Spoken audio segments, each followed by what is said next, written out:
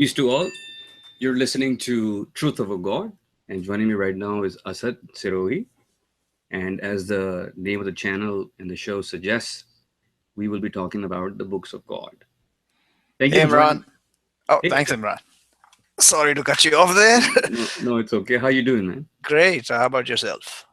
Alhamdulillah, everything's okay.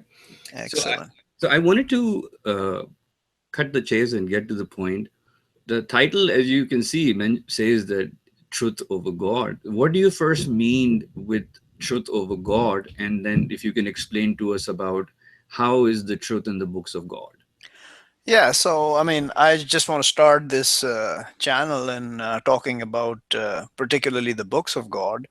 And why I say truth over God is that we all should only say what we know, which is true over God. And through this discussion, hopefully, we'll be able to explain how to find that truth of a God, and maybe some people will see the truth in it. So, why is it that the truth is in the books of God is a deep question, but generally speaking, we all learn from something. Yeah. Yeah. Either we learn from looking, seeing, listening, reading. And the most powerful way to learn is to read. And that is the way God has intended our learning by sending books throughout mankind's history. So that's why I want to speak about the truth in the books of God. The truth is in them, not outside of them. And now people will say, no, I have truth in my heart, in my soul, I have truth. Yes, we all have instincts in our heart and soul.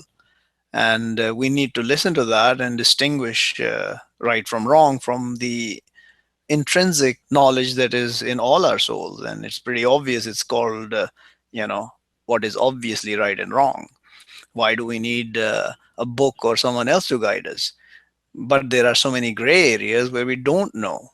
So that's where you have to go to some sort of authority or some sort of guidance to determine what is right and wrong, where you yourself cannot determine it from within you. So that's why we need the books of God. And everybody talks about the books of God as being written by men and invented to control man, and I don't know, all sorts of other stuff which basically plays to the desires of mankind to basically reject it fundamentally. Hmm. The truth is in the books of God, but what are the books of God is a question, right? Hmm. As far as I would think.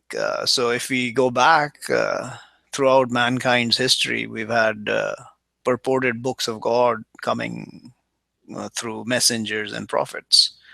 So we have the Torah, we have the Bible, we have the Quran, and we have the Psalms, as well as the books that the Hindus hold called the Veda. And I believe the Chinese have their books. I don't have knowledge of the name of that book, but they have their texts, which are supposed to be words of God, yeah, sent from before Moses and Jesus and Muhammad.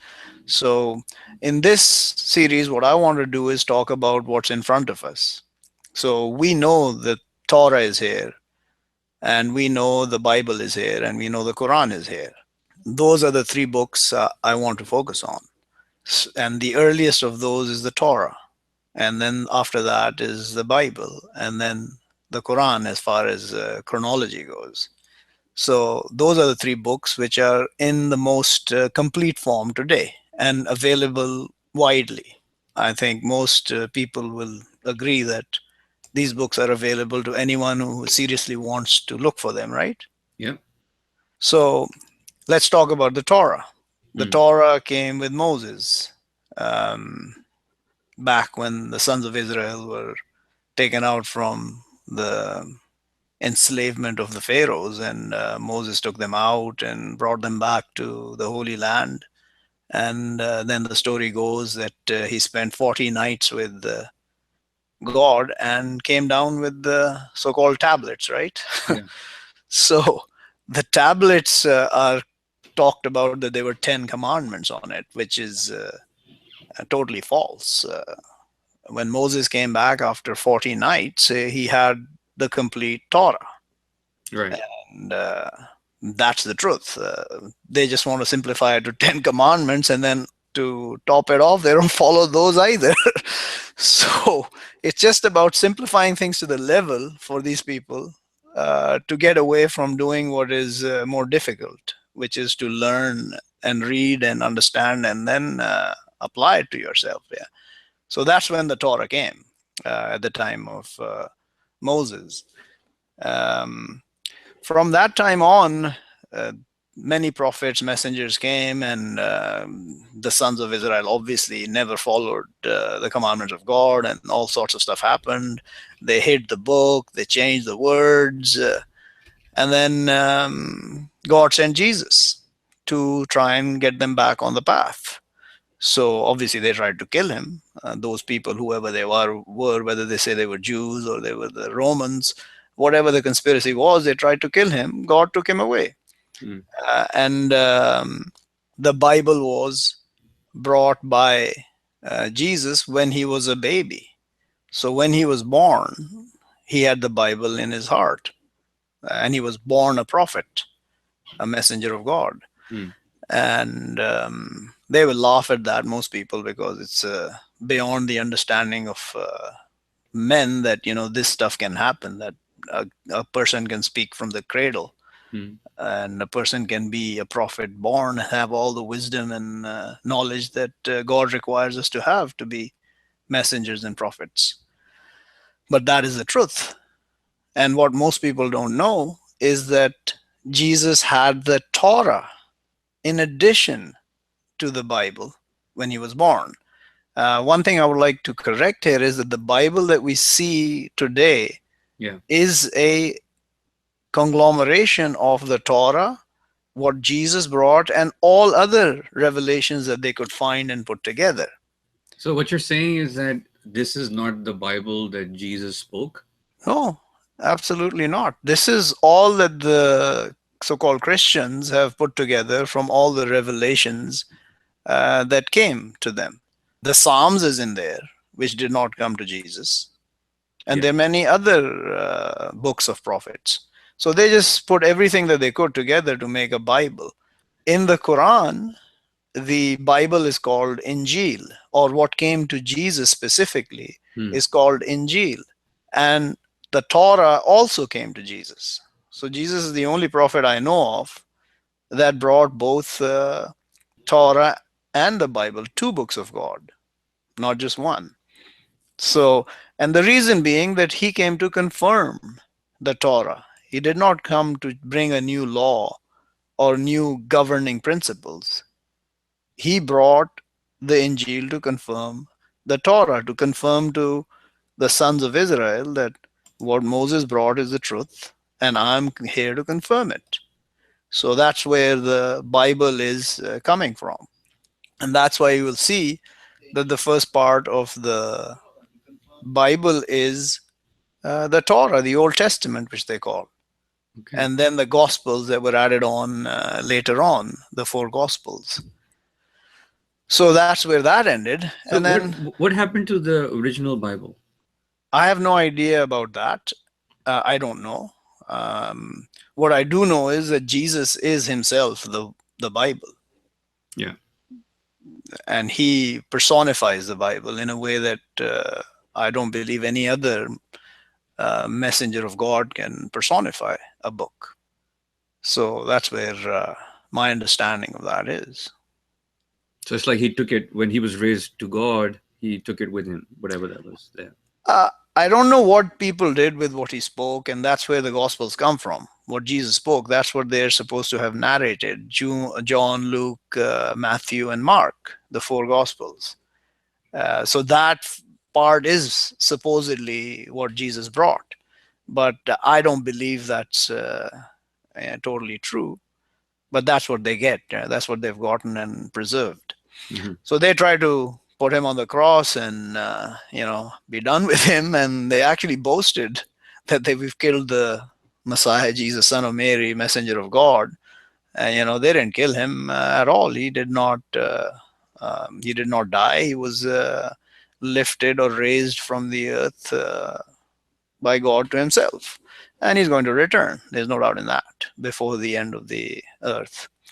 So from that point, the next step is the Quran and Muhammad, which came about 600 odd years after Jesus, around 627 AD.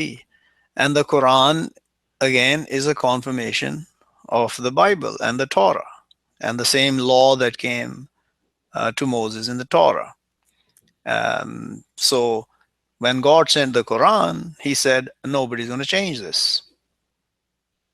So the Quran cannot be changed, the Arabic Quran.